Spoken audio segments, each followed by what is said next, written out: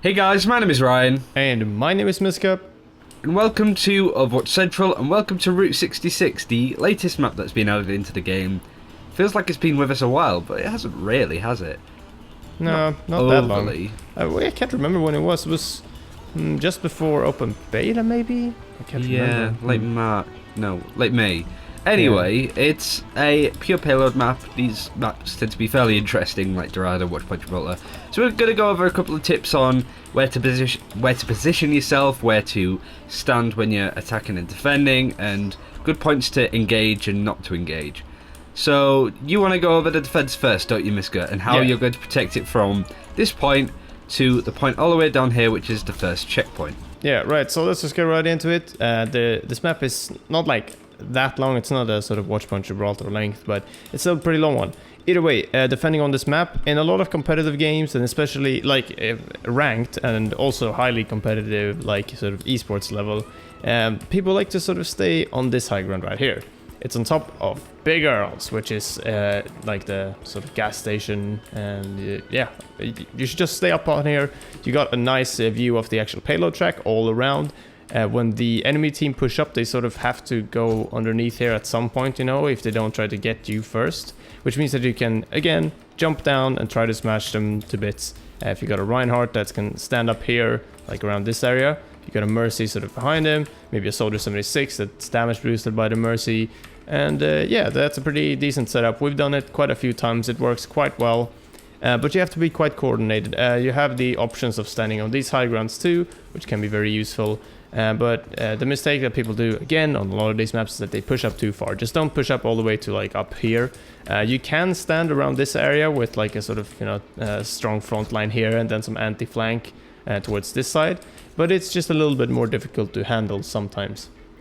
So yeah, I would recommend standing on top of Big Earls quite a lot, as you can see a lot of the map. Even if you are sort of flanked, you know, you can see him coming because, you know, the stairs here, it's quite a way up, you know, it's gonna take a little while to get up there. You might even hear them. And this bridge as well. I mean, I'd be surprised if enemies get all the way around here without anyone noticing. But yeah, that's the sort of general main area you want to stay around when defending the first bit of Route 66. You also got to keep in mind the tunnels. It's really good to call out sort of like upper or lower tunnel, because these are used quite a lot and they're pretty easy to shut down. So do keep that in mind, just call out upper or lower tunnel, and it's very useful most of the time. I find some good picks on this map to be Roadhog on when defending. It's quite nice. Reinhardt is always pretty good to have, but Roadhog just seems pretty strong on this map in general. And yeah, of course, a Soldier 76 against a Pharah on offense, or a Pharah on your side is also nice, as you can blast people off the side here if you're a Pharah. And Soldier 76 can position himself in some pretty good spots here where he can overlook the map quite nicely. But yeah, that's pretty much all there is to it, really. It's relatively straightforward. Sure, so with the attacking team as well, and also before we forget, here are the health packs on this part of the map, so you can get a good glimpse of where, you know, you want to be going for health. But generally, when attacking, you want to be on this payload almost straight away. A lot of defending teams like to overextend into this area to literally be on the payload, and this can actually cause a lot of issues for you if you're stuck in spawn. But you got to bear in mind, if you get those pickoffs, it's a long way for them to run. It's 10 meters for you. So at most you're going to lose 15 to 20 seconds. So you want to be, your flankers definitely want to be making use of these tunnels around here, and also it's nice to use this area as well. This is a sort of route that you can easily get behind on, and if there are people set up around here or behind here, you can get to them quickly, and you have a little bit of cover that you can use with this, that you can just keep sort of bombing up and down. But when it comes to this shield system that Miska was talking about up here, a good pick is a Pharah, because you can use the concussive shot and knock everybody down. The good thing is that if they decide to defend up here and they have to come down for whatever reason, they got ultimates and stuff, then those that don't have movement abilities like a Reinhardt and Roadhog have to run all of the way back.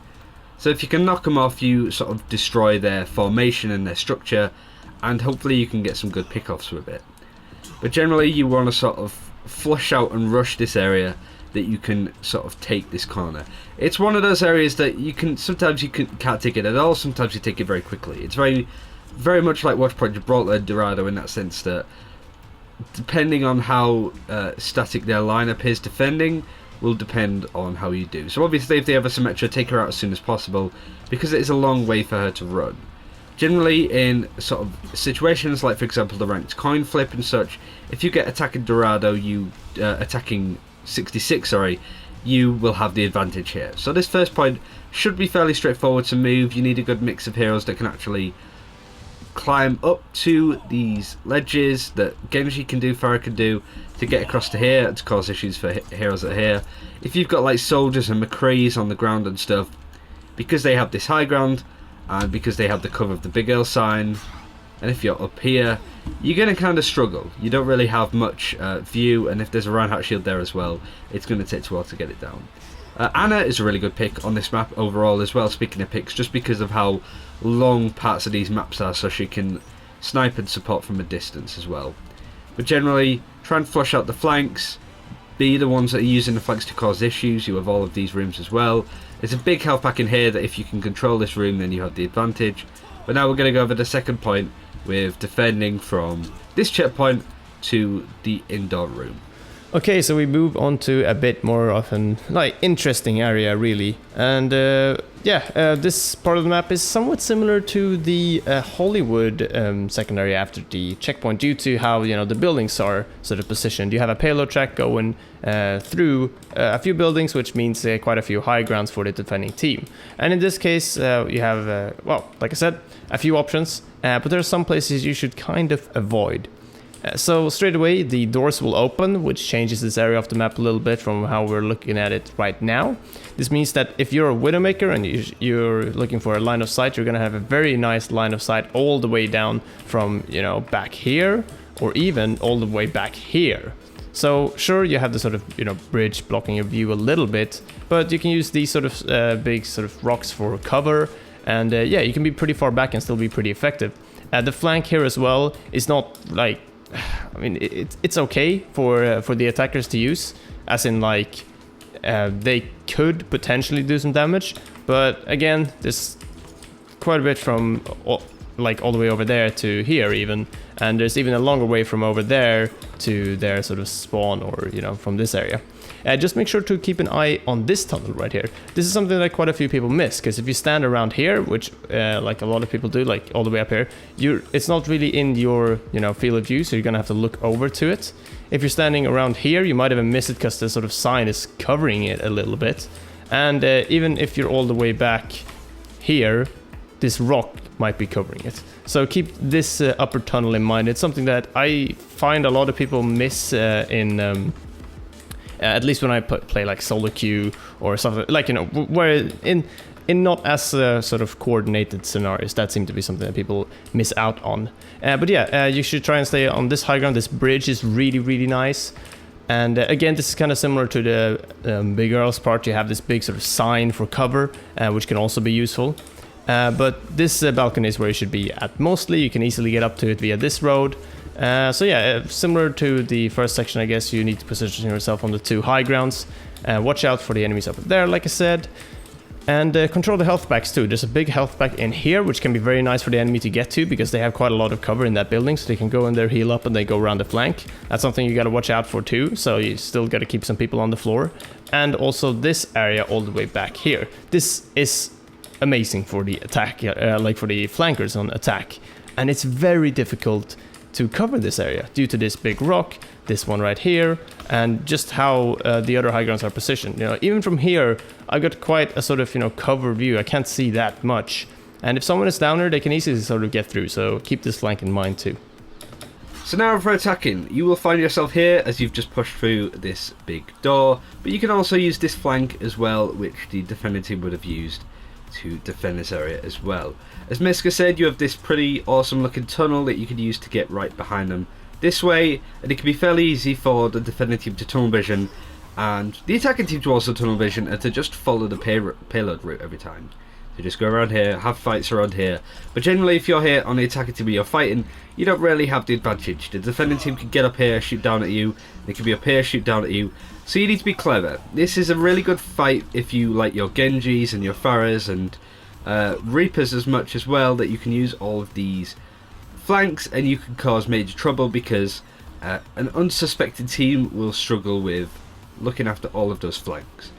Generally, that's the choke you want to hold as a defending team, but you have so many options that you can use, and you ideally want to be using them as a full team as opposed to, oh, I'm Genji, my team are going this way, I'm going to go this way and sneak around. Like, sometimes it can work, but if they've got a McCree or they have something there that, you know, can take you down fairly quickly, then you just died for no real reason. So you want to move with your team. If the pillar's stuck here, you don't need to try and be like, but we need to move it to this point, so we need to be on it. No, you can easily go around this way with your team, Lucio sound barrier, speed boost in, ult, cut 7 shit out of everyone, and then, oops, I'm so sorry, Miska. It's fine, don't worry about it. So sorry. Anyway, then once you've killed everybody like so, it's like, okay, we've cleared the payload, we can jump on it, 3 people on it, and in that time that it takes them to get back, you can easily get to this point. So generally that's the major thing. I'll let you kill me in your next defense bit, part, Miska, don't worry. But yeah, use these flanks because they're really good. This room as well is very good if you are playing something like a Roadhog Reaper that can bully heroes, you know, and Mercy's trying to find some shelter, and you come in here and there's an unsuspected Reaper. It's an easy kill. You've also got this big health pack here, and as well here are the other health packs on this part of the map. Okay, so the last bit of Route 66, we're indoors, which changes up the sort of pace quite a lot actually. So as you come in, or as the attackers come in, you're probably going to be positioned quite far back, because, I mean, let's be honest, the run from all the way over there to all the way over here is quite long, meaning that when you actually die here, you're not going to be able to really make it back that far. So something like a mistake that a lot of people do on a lot of maps is that, you know, there's a sort of last effort to try and stop the payload before this checkpoint. Honestly, try to just set up a stronger defense back here rather than, you know, hoping to just stall long enough outside the doors, because it's really tricky to run all the way back there. Okay, now to get to this area, you're going to be spending a lot of time around this sort of bit. This sort of line here is a very typical sort of defensive line.